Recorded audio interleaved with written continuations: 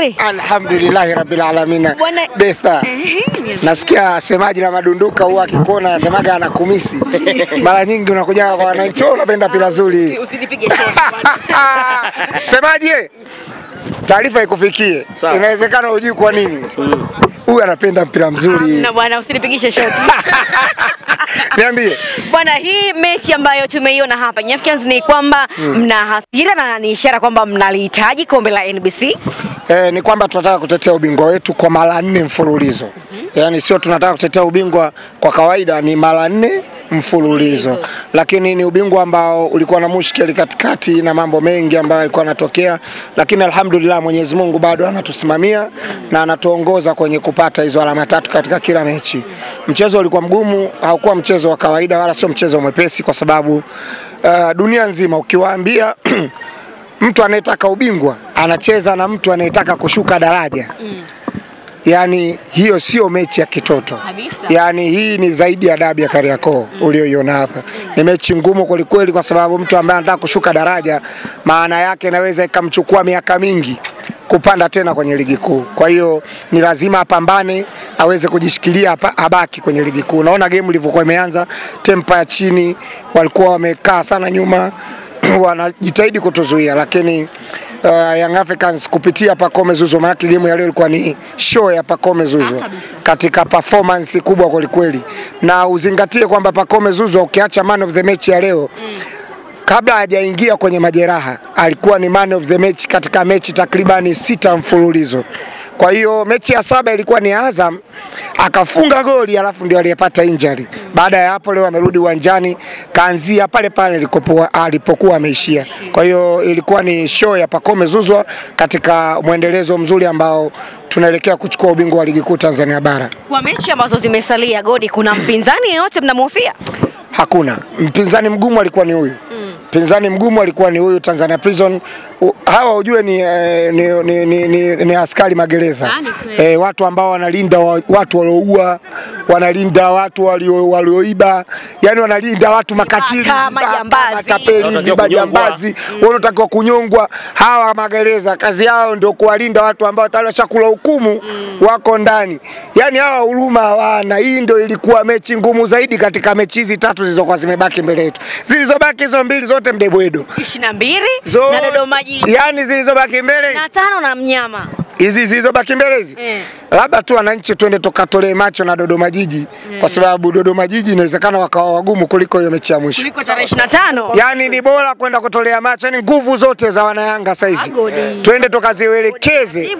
Nakwambia mimi nguvu za wana Yanga ni kwenda kuwekeza mechi dhidi ya Dodoma Jiji. Sio Makolo. Makolo sio size yetu, sio hadhi yetu. Makolo shapiga mara 4 mfululizo kwa gonga mara 5. Ndio maana hata wenyewe wanakimbia, hatuna muda nao. Sisi tunawasubiri tu siku akileta timu tuwashone basi. Lakini sasa hizi focus na maelekezo ya wanayanga wote duniani. Tuelekeze nguvu zidi ya Dodoma Jiji kwa sababu usisahau kuelekeza Mbeya baridi. Yaani elekeza nguvu kwa Dodoma Jiji, Simba atuelekezi. Usisahau kujikinga na baridi ya Mbeya. Ni bora kujikinga tena baridi ya Mbeya kuliko kujikinga na Makolo. Leo bora ujilinde na baridi la Mbeya lakini sio kwa Simba. Simba nani bwana, Simba takataka tu. Katika timu ya ovyo duniani ya kwanza hiyo. Na nasikia Mwali atakuwa Benjamin Mkapa pale. Atakayekuwa bingwa basi atakabidhiwa pale pale. Hiyo ni siku yetu ya kusherehekea na sisi influencers wa Yanga. Nadhani tutakuwa na mtoko wa tofauti kidogo. Tunajiandaa yani kwa ajili ya kwenda kusherehekea ubingwa huu. Sio mchezo wewe. Ubingwa msimu yani tunaochukua huku mtu akiwa ametangaza vita ya ubaya ubwege. Sijawahi kuiona Simba mbovu kama hii ya msimu huu. Yani mimi nimetazama Simba nyingi sana, Simba mbovu ni ya msimu. Na ndio maana hata kuingiza timu wanaogopa. Na walisema kwamba mnamuogopa kumkaba mpanzu ndio maana mnasema hamchezi. Lakini leo mnacheza. Kama kuna mtu kaangalia mpira leo na kamaona Pacome. Kama kuna mtu katizama mpira vizuri na kamaona Pacome, kwenye kinywa chake hawezi kumtaja huyo mtu. Yani huyo mtaja wewe. Yani uwezo ukamtaja. Yani kama umemwona Pacome Zouzoua vizuri na unataka kumtambia mpinzani wako kwamba mimi nina fulani, wakati huo unawaza yeye ana Pacome. uweze ukamtaja huyo mtu hata siku moja. Na ndio maana siwezi kumtaja. Mlianza kumfananisha Mpanzu na Nkane. Nani Nkane wa Ndakidi? Wewe Nkane wa potential ya dunia. Nkane mtu mkubwa. Nkane ana kwanza sikiliza kibisa wala ujue mpira kashamaliza. Ujue hapo kwa madunduka pale kaenda kustaafu mpira. Ni kama angalia wachezaji bora wengi ambao wanazunguka wanatafuta pa kustafia wapi. Wanaenda kwenye vilabu vidogo vya kwenda kustafia. Dennis Nkane wa Ndakidi saizi anaangaliwa kwenda kucheza FIFA Club World Cup. Unaijua? Huyu. Sasa nani ataenda kucheza FIFA World Cup Club? Nani? Katoka Yanga Aziziki. Kama haupo Yanga huwezi kucheza kule. Utaenda kucheza. Haaland leo na Aziziki vita. Wana Mpanzu mmoja na watu wengi Yanga. Leo vita Haaland na Aziziki.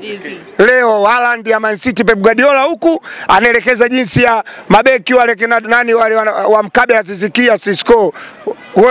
Unafikiri mchezo?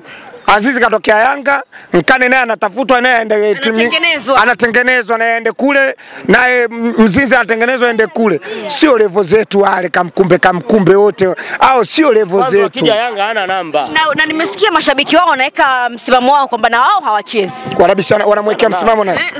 Waliobadilisha tarehe. Wanamwekea msimamo nani? Waliobadilisha tarehe. Yupo. Mguto, yupo.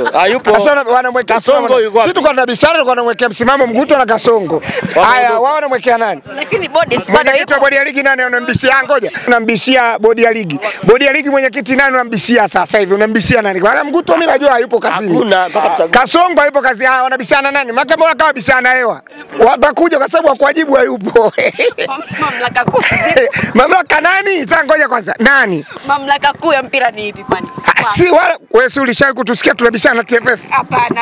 Kalia sishawahi kubishana naye. Si hawapo, inabidi hawa ndio wachukue mikoba ya kuwasikiliza. Bodi ya ligi ndio inahusika na michezo ya ligi kuu. Kalia hahusiki na shughuli hii. Kalia asimamia soka huko mpaka kwenye vijana. Bodi ya ligi ndio wanaohusika na dabi ya Kalia. Wale ilisha mechi nani? Alia ilisha mechi nani? Mwenyekiti Steven Mguto. Na CEO Almasi Kasongo wapo kazini? Hawapo. Sasa wao wanabishana nani? Hivyo wao ni kapungwani. Hao wote akili hawana. Maji hawajui hata misimamo yao waielekeze wapi. Nyie waandishi wa habari. Ndio. Ipasheni dunia. Mchezo wa dabi ya Kariakoo uko pale pale. Na wala hauna kipengele kingine. Kwa sababu waliokuwa wameshahamisha wenyewe kazini hawapo. Kipengele walete Simba. Si hatuna kipengele. Sisi tunawasubiri pale. Sisi hizi tunawaza kwanza mechi ya Dodoma Jiji wala hata tuko na wao. Tunawaza Dodoma Jiji yani hapa si akili yetu. Dodoma Jiji tukokote tatu. Tunawaza Dodoma Jiji na Baridi ya Mbeya. Huyu namna gani? Ucheze, usicheze, utajua mwenyewe. Sisi wala ituhusu. Mradi umekubali kumaliza hii miwili?